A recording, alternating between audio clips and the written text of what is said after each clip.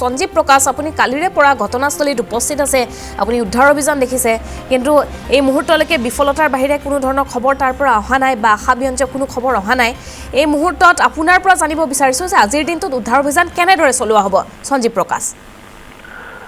হয় হিমাশ্ৰী আজি আসলতে গোটেই ঘটনাৰ তৃতীয়টো দিন আৰু উদ্ধাৰ অভিযানৰো আজি তৃতীয় দিন বুলি ক'ব লাগিব কাৰণ পৰহি যেতিয়া ঘটনাটো সংঘটিত হৈছিলে আৰু গোটেই ঘটনাটোৰ বিষয়ে যেতিয়া প্ৰচাৰ হৈছিলে তাৰ পিছতেই উদ্ধাৰ অভিযানটো আৰম্ভ হৈছিলে আৰু কালিৰ দিনটোত বিশেষকৈ NDRF SDRFৰ লগতে সেনাবাহিনী তাত নামি পৰিছিলে উদ্ধাৰ অভিযানত কাৰণ সেনাবাহিনীয়ে সম্পূৰ্ণৰূপে লজিষ্টিক যেটো সাপোৰ্ট সেইটো সেনাবাহিনীয়ে অসম ৰাইফলছে আগবঢ়াইছিলে NDRF আৰু SDRFৰ উদ্ধাৰ অভিযানে সফলতা বিশেষ নাই পোৱা যদিও তেওঁলোকে গোটেই বিষয়টো আসলতে পানীয়ে তাত যেটো বাধাৰ সৃষ্টি কৰিছে হঠাৎ তাত পানীৰ ফ্লোটো বাঢ়ি যায় বা পানীৰ উচ্চতা বাঢ়ি আহে ওপৰলৈ গতিকে সেই গোটেই বিষয়টোৱে আসলতে পানীৰ বাবে গোটেই প্ৰতিবন্ধকতাৰ সৃষ্টি হৈছে তাত উদ্ধাৰ অভিযানত আৰু সেই কালি পানীৰ জোখমাখ কৰোঁতে আসলতে কালি গোটেই দিনটো পাৰ হৈ গৈছিলে কিন্তু শেষত আহি ঠিক গধূলিৰ আগে আহি পেলাই বিশাখাপট্টনমৰ পৰা ভাৰতীয় নৌসেনাৰ যেটো ডিপ ডাইভাৰ বা ডুবাৰুৰ দল এই দলটো আহি পেলাই উপস্থিত হ'লহি আৰু তাৰ পিছত উদ্ধাৰ অভিযানটোৱে এটা বিশেষ গতি লাভ কৰিব বুলি আশা কৰা হৈছিলে কিন্তু ইতিমধ্যে ৰাতি হৈ গ'ল আৰু কালি ৰাতি বৰ বিশেষ উদ্ধাৰ অভিযান নচলিলে কিন্তু পৰীক্ষা নিৰীক্ষা চলিলে আৰু গুৰুত্বপূৰ্ণ কথা হ'ল কি বিশাখাপট্টনমৰ পৰা অহা ভাৰতীয় নৌসেনাৰ সেই ড্ৰাইভাৰৰ দলটো ডুবাৰুৰ দলটোৰ দুজনক আমি কালি ৰাতি লগ পাইছিলো তেওঁলোকে কৈছে যে পানীৰ প্ৰত্যাহ্বান শেষ হোৱা নাই কিন্তু আজি পুৱাৰ পৰা তেওঁলোকে উদ্ধাৰ অভিযান আৰম্ভ কৰিব বুলি কৈছিলে আৰু এই মুহূৰ্তত যদি মই ক'বলৈ যাওঁ এই মুহূৰ্তত আচলতে মই ঘটনাস্থলীলৈ গৈ আছো উমৰাংচুৰ পৰা আৰু তাত দেখা গৈছে তাত কিন্তু ইতিমধ্যে সেই নেভিৰ যেটো ডুবাৰুৰ দল তেওঁলোক তাত আহিছে আৰু তেওঁলোকৰ যাৱতীয় কামখিনি তেওঁলোকে আৰম্ভ কৰা বুলি আমি জানিব পাৰিছো কিন্তু এজনো লোকক এতিয়ালৈকে উদ্ধাৰ সম্ভৱ হৈ উঠা নাই আমি যদি পৰহিৰ পৰা যদি ঘটনা প্ৰবাহ চাওঁ তেতিয়াহ'লে এটা কথা দেখা যাব যে তাত প্ৰায় 17 জনমান মানুহ তাত সোমাইছিলে বুলি ক'ব পাৰি কাৰণ কালি আমি যেতিয়া এজন তাৰ পৰা উদ্ধাৰ হোৱা নিজকে উদ্ধাৰ কৰিবলৈ সক্ষম হোৱা মেহেৰ আলী নামৰ লোকজনক যেতিয়া লগ পাইছিলো তেওঁ কৈছিলে যে তেওঁৰ লগতে 8জন লোক তাৰ পৰা উদ্ধাৰ হৈছিলে কিন্তু সেইখিনি সময়ত তাত কিমান মানুহ সোমাই আছিলে সেই বিষয়ে সেই লোকজনে ক'ব নোৱাৰিলে কি পৰৱৰ্তী সময়ত দেখা গ'ল যে অসমৰ মুখ্যমন্ত্ৰীয়ে তেওঁৰ এক চেণ্ডেলত 9জন মানুহৰ নাম ঠিকনা সহ প্ৰকাশ কৰিলে এখন তালিকা প্ৰকাশ কৰিলে আৰু সেই তালিকাখনত থকা সেই 9জন মানুহে তাত সন্ধানহীন হৈ থকা বা আবদ্ধ হৈ থকা বুলি পেলাই মুখ্যমন্ত্ৰীয়ে নিজে যেতিয়া উল্লেখ কৰিছে গতিকে অনুমান কৰিব পাৰি ইয়াৰ পৰা যে মুখ্যমন্ত্ৰীয়ে কোৱা কথাটোৱে আচলতে চৰকাৰৰ তথ্য বা আনুষ্ঠানিক তথ্য আৰু যিহেতু মুখ্যমন্ত্ৰীয়ে 9জন মানুহ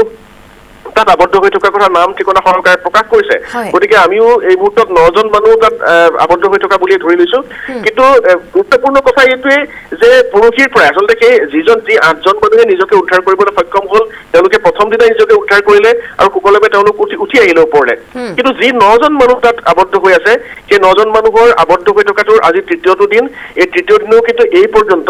উদ্ধাৰ অভিযানত কোনো সফলতা লাভ কৰা নাই অৱশ্যে এইটো কথাও ক'ব লাগিব যে নেভিৰ যেটো দল নৌসেনাৰ যেটো দল দুবাৰো আহি পেলাই কালি যিহেতু হ'ল আজি পুৱাৰ পৰাহে তেওঁলোকে যিহেতু আৰম্ভ কৰিছে গতিকে আশা কৰিব পাৰি হয়তো আৰু 1 ঘণ্টা 2 ঘণ্টাৰ পিছত আমি কিছু নতুন তথ্য লাভ কৰিব পাৰিম সঞ্জীৱ প্ৰকাশ যিকেইগৰাকী ব্যক্তি উঠি আহিবলৈ সক্ষম হৈছে সুৰংগটোৰ পৰা দগাটটোৰ পৰা তেওঁলোকে কি উল্লেখ কৰিছে যে ভিতৰত কেনে ধৰণৰ অৱস্থা বা তাত জীৱিত অৱস্থাত ইমান সময় থাকিব পৰাটো সম্ভৱপৰ হয়নে আসলতে মই যিকেইজন লোক উদ্ধাৰ কৰিবলৈ সক্ষম হ'ল তেওঁলোকৰ লগতে NDRFৰ যিকেইজন মুৰব্বী তেওঁলোকৰ লগতো কথা পাতিছিলো NDRFৰ লোককেইজনে কৈছে যে তেওঁলোক যিহেতু তেওঁলোকৰ গোটেই দায়িত্বটোৱেই হৈছে ডিজাষ্টাৰ মেনেজমেণ্ট কৰা গতিকে তেওঁলোকে সম্পূৰ্ণ আশাৰে তেওঁলোকে মানুহকেইজনে এটা পজিটিভ এটিটিউড লৈ তেওঁলোকে গোটেই উদ্ধাৰ অভিযানটো আৰম্ভ কৰিব কিন্তু গুৰুত্বপূৰ্ণ কথাটো হ'ল যে যিকেইজন লোক উদ্ধাৰ হ'ল তেওঁলোকে আমাৰ আগত যি তথ্য সদৰি কৰিছিলে তেওঁলোকে কোৱা মতে যে তেওঁলোক যথেষ্ট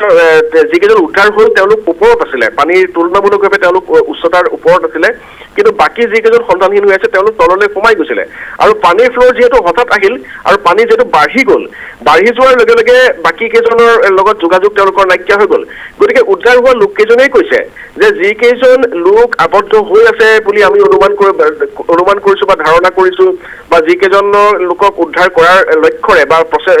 তেওঁলোকক উদ্ধাৰ কৰাৰ উদ্দেশ্যে এই গোটেই সমগ্ৰ উদ্ধাৰ অভিযানটো চলিছে সেই উদ্ধাৰ অভিযানটোৱে তেওঁলোকক যে জীৱিত অৱস্থাত উদ্ধাৰ কৰিব পাৰিব সেই বিষয়ত সন্দেহ প্ৰকাশ কৰিছে যিকেইজনে নিজকে উদ্ধাৰ কৰিবলৈ সক্ষম হ'ল তেওঁলোকে। কিন্তু এইটো কথা ঠিক যে এটা সকলোৱে এটা আশাৰেই আচলতে উদ্ধাৰ অভিযানটো চলাইছে আৰু সকলোৱে কামনা কৰিছে যে যিকেইজন লোক তাত আবদ্ধ হৈ আছে, যি 9জন লোক বা তাতকৈ বেছিও হ'ব পাৰে, তেওঁলোক তাত সুস্বাস্থ্যৰে থাকক বা যথেষ্ট সংগ্ৰামৰ মাজেৰে হ'লেও তেওঁলোকক উদ্ধাৰ অভিযান সফল হওক আৰু তেওঁলোকক সুস্বাস্থ্যৰে সুকলমে সোনকালে উদ্ধাৰ কৰিবলৈ সক্ষম হ'ব বুলি আশা কৰিয়েই আচলতে উদ্ধাৰ অভিযানটো চলোৱা হৈছে। কিন্তু আপুনি কোৱাৰ দৰেই যে তেওঁলোক যে সুস্বাস্থ্যৰে বা জীৱন্ত অৱস্থাত যে উদ্ধাৰ কৰিব পাৰিব যিটো সময় বাঢ়ি আহিছে, গতিকে সেই আশা ক্ৰমে ক্ষীণ হৈ আহিছে।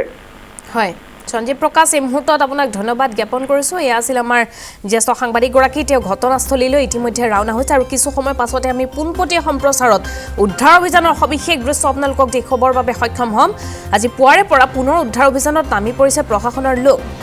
বৰ্তমানলৈকে কিন্তু এজনো লোকক উদ্ধাৰ কৰিব পৰা নাই। উমৰাংচু কয়লাখনিত এতিয়াও সেইসকল শ্ৰমিক আবদ্ধ হৈ আছে। কয়লাখনিটো বৈধ হয় নে নহয় সেই সন্দৰ্ভতো আৰক্ষীয়ে সকলোখিনি বিষয় চালি জাৰি চাব বুলি মুখ্যমন্ত্ৰীগৰাকীয়ে কালিৰ দিনটোত তেওঁ মন্তব্য কৰিছে। আৰু মুখ্যমন্ত্ৰীগৰাকী উদ্বিগ্ন হৈ পৰা পৰিলক্ষিত হৈছে। প্ৰতিটো মুহূৰ্তৰ খবৰ সমগ্ৰ ৰাজ্যবাসীকে জনাই আছে মুখ্যমন্ত্ৰীগৰাকীয়ে।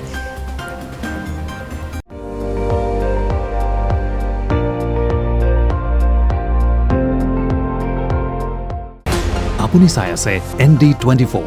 সৰ্বশ্ৰেষ্ঠ নহয় সৰ্বোত্তমৰ দৌৰ।